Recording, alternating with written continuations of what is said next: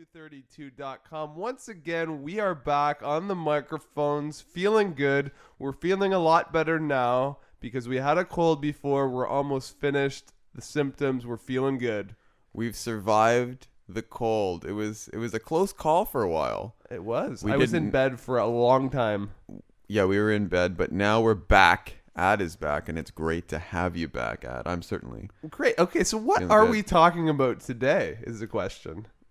It's always the question, and the answer is, drumroll please, exam preparation.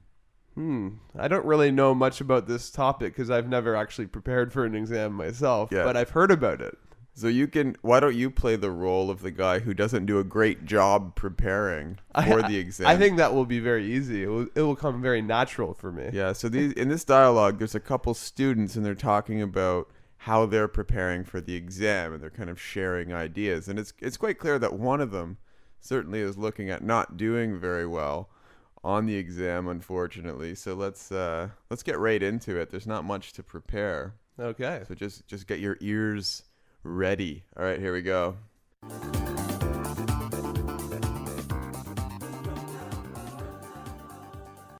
How's the studying going? I haven't started yet. I'm thinking of going on a caffeine bender and pulling a couple of all-nighters. Cramming is the worst way to prepare for an exam. There's no way your brain can process and absorb so much material in such a short time. I used to cram all the time in high school, and I did just fine.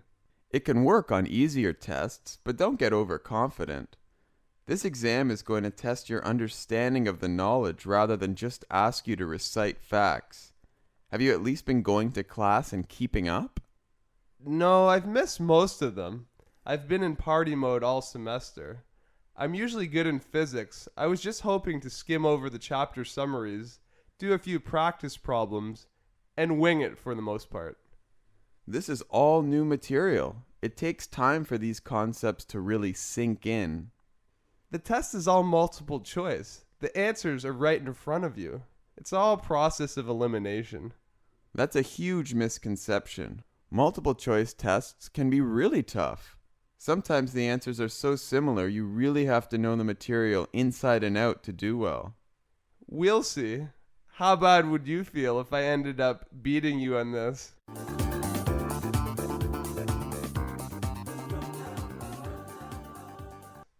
I can't see it happening. Oh, it sounds like Andrew's a little bit confident in this dialogue. So we're both a little bit maybe overconfident. Right. I'm telling it. Well, I don't know about me. I was just confident that I could beat Ad during the exam because of his horrible study methods, my study habits, right? Or lack of study methods, lack of study habits. Right, exactly. Okay, let's talk about some of the key terms and phrases here, my friend Andy. Friends and brothers, very nice. Caffeine bender. Okay, well, let's first talk about what a bender is. And a bender is just doing something repeatedly for quite a long period of time without sleeping usually, right? Yeah, and it's usually doing something that's unhealthy. Right. And it's a slang term. So we often talk about a drinking bender. I was on a bender all weekend. I had, a lot of beer and I didn't sleep very well. That's the kind of bender we're talking about. Right, and here we're talking about caffeine bender, which is the drug in coffee, which makes you have energy so you can stay up and do things for a long period of time. Yeah, so sometimes, people, they think they're going to study really hard. They haven't studied much, so a couple nights before the exam, or worse, the night before the exam, right? They just drink a lot of coffee so they can stay up. They get really nervous and they're thinking really fast.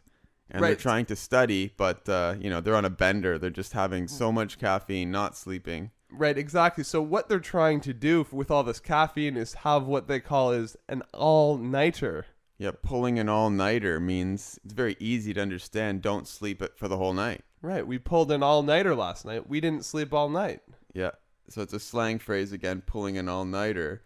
And when you're studying pulling an all-nighter and you're just you've got a little bit of time before the exam and you're trying to learn all the material, it's called cramming for the test. Right, sort of pushing all of the information into a very small period of time to find out how to remember it. Yeah, a lot of bad students are really into cramming. I've tried it before. It's funny. I usually don't cram because I'm too lazy to cram. So for me, if the exam comes up the next day, I know that I won't cram because I don't actually feel the same pressure most people do. I'll probably study for a couple hours and then fail it. Right, exactly. You're not gonna pull an all-nighter. I don't like all-nighters, so that's what I do. But when I was in school, actually, I did have pretty good study habits. So I would study an hour a day, maybe for a couple weeks in advance, just because I knew I wouldn't pull an all-nighter. Right, and it's nice to absorb the material slowly, and then you remember it better that way as well. Okay, so good study habits for Andrew. Very good. Can't really say the same about myself, but sometimes I was good, sometimes I was bad. Different periods of time. Very Exactly. good, Ad. Good. So what I'm saying here is I'm probably not the kind of student that was keeping up with my work. So this word keeping up means staying up to date, not falling behind. So if you say I've been keeping up with my schoolwork, it means that you are on the same pace as the teacher's going and you've learned everything up until that point. Right, like if the teacher is giving you homework every day, you would have done it already. You didn't leave it until the last minute to cram for the exam. Yeah, you're not falling behind and you're not going ahead either. You're just staying at the same pace. You can also use this in a race, saying, I'm very fit and let's go running. You can come with me. Do you think you can keep up? Do you think you can run as fast as I can? Right, do you have the same pace as me? I'm guessing with Andrew's knees, he probably couldn't keep up with me. I'm usually pretty bad in running, so there you go. Party mode. I definitely know this phrase. Ad knows party mode. So it's slang again, but we're talking about a mode. Okay, so any kind of a mode that you're in is just slang for saying you've been doing it a lot lately and you've been feeling that way. You've been feeling like doing it, thinking about it, and your whole body, your mind is kind of in that zone really to do something. So you could say something like, wow, it's been such a great vacation, it's going to be hard getting back into working mode. Right, exactly. Right, Yeah, so just what you're going to be doing in general. Working mode is getting up early, Having a schedule. And party mode is you're having fun, you're smiling. You're sleeping whenever you want. You're not worrying about too much, right? Exactly. And if you're working too much, sometimes it's hard to get into party mode because you're still thinking about work, you're looking boring. Well, I think the most difficult thing is it's not that difficult often to get into party mode, but it's definitely difficult to get back into work mode. Yeah. In general, it's quite difficult to switch any modes, though, isn't it? It is. Some are easier than others. Right. Changing pace isn't so easy, is it? Nope. Okay, good. So what I like to do when I'm studying and I'm trying to cram is I might want to skim over the book, right?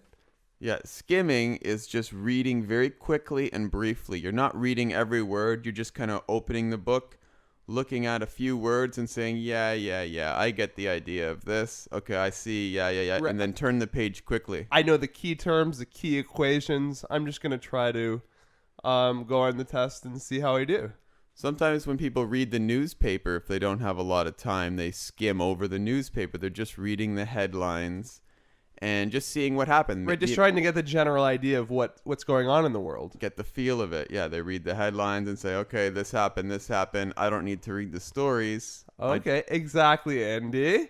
Okay, the next one we're talking about is winging it. To wing it. This is a great phrase. Learn it. Maybe not do it, but Yeah. learn it anyway. It's good if you can do it. Winging it, to wing it means to do something with very little or no preparation at all. Exactly. In this case, if you're not studying very much for the exam, you're going to pretty much wing it.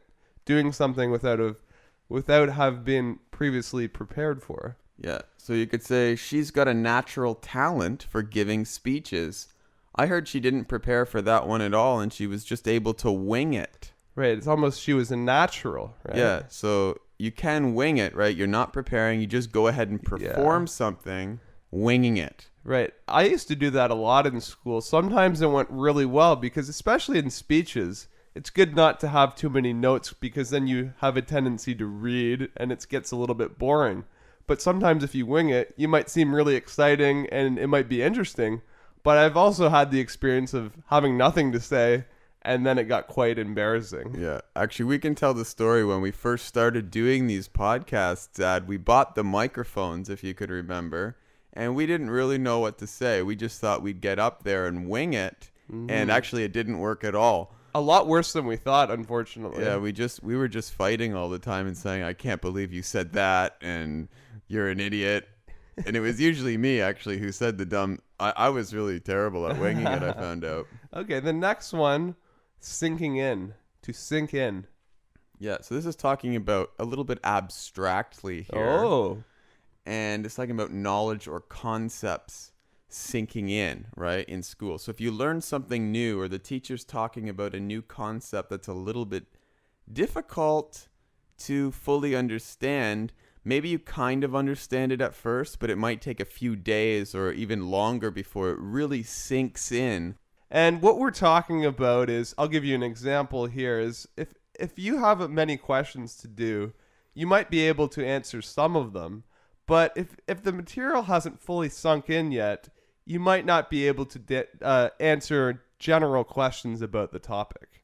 So sinking, if something has sunk in, it means you totally understand it, you totally accept it, and you realize it fully. And you will remember it too. A lot of times you might learn something and you hear it a few times and you remember it at the time you're doing it, but the next day you'll forget it too. Yeah. Now let's talk about how else to use sink in. Okay. If someone asks you, hey, you just won $1 million yesterday, how does it feel? You must feel great. The person could say, you know what? It hasn't really sunk in yet. Right. They're so shocked. They haven't even really experienced the feelings yet of what they should be thinking. Yeah, they don't even know because they're in shock, they call it, and they're just not really, they don't even know what to feel yet. They haven't even thought about the million. They're just like, wow, but it hasn't sunk in. Right. They don't really know how that's going to change their lives yet. Yeah, they haven't realized what it means, actually. They know they've won, but they haven't really thought about how that's going to change their life. Okay, the next one, process of elimination. This is a good one. This is like my favorite one yet. Oh. And this is a method for finding out an answer by ruling out every other possibility except for the right answer. Okay, so here's an example in real life, okay? Right, here we're talking about multiple choice tests here, which of right. So what Ad's trying to say is if you've got A, B, C, and D, when you first read the question, maybe you don't know what the answer is, but you read A and you say, well, A doesn't make any sense at all. A's definitely wrong. You read B and you say, I don't know. And you read C and you say, well, C is also definitely wrong. And you read D and you say, well, D is also definitely wrong. So Right. if A, C, and D are definitely wrong, You know. by process of elimination, B must be right, although originally you didn't really know that B was right until you ruled out all the other ones. Right, you knew what was wrong, so then now you know what's right. And in our life, what we were talking about, you had a great example of this. I did. What was it? Well, basically, if Andrew and I go shopping sometimes and we buy food together and things like this, I know what I've eaten, of course, and we're sharing all our food. If I go into the kitchen and realize I know that I haven't had any orange juice yet, and I go into the kitchen and then I looked at an empty orange juice can, I realize by process of elimination that my brother must have had the juice, right? He's the only one that's been in the apartment besides me. Therefore, it must have been him. I know it wasn't me. Yeah, so Ad's looking at all the possibilities. He's saying, well, you could even be saying, well, maybe it's somebody else. Maybe it's one of our friends. But Right. we say, but our friend hasn't been in the apartment. Maybe it's, the maid. But the maid didn't come, and the maid doesn't like juice. Right. And then you say, maybe it's my brother. Oh, yes, it must be. Even though he didn't know that I drank it, he knows I must have drank it because nobody else would. And in this case, it is him every time. So Yeah, with the juice. I love juice. Grape is my favorite.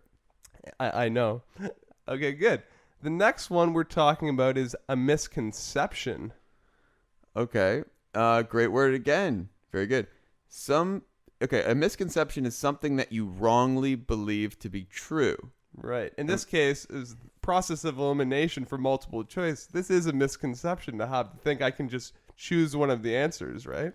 Well, the misconception I was trying to say is that multiple choice tests are easy. Some people think that. Right. And that's the misconception, that they're very easy tests because all the answers are there. Well, they're actually quite difficult. So that's a misconception to think that they're easy. Right. You really don't have to know everything because there's very subtle or small points that you have to know in order to get the correct answer. Yeah. And we also talk about common misconceptions. This is often meaning, so we talk about many people in the society hold this belief, but the belief is wrong. So it's very common that people think such a way, but they're wrong.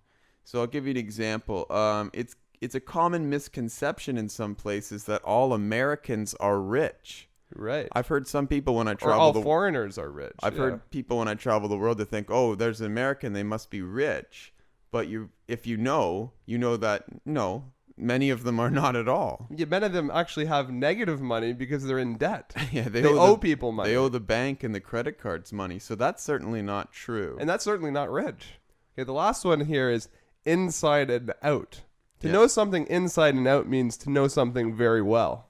Yeah, very simply put, if I know that material inside and out, I know everything about it. Ask me any question about it, even change it up a little bit. I'll still get it right because I know it inside and out. Right, exactly. That's how you use it. We are China232.com. Get on the website, get on in our discussion forums, go to the Business English, go to our blogs, ask us what you want, tell us what you think, and tell your friends. I mean, I don't know what else there is to do. Get on there and leave us some comments about what kind of topics you'd like, and then we'll know what to say. So the more feedback, the more things that we hear from you, the better the lessons Right, it's are sort gonna of be. like the more we know, the more you'll know.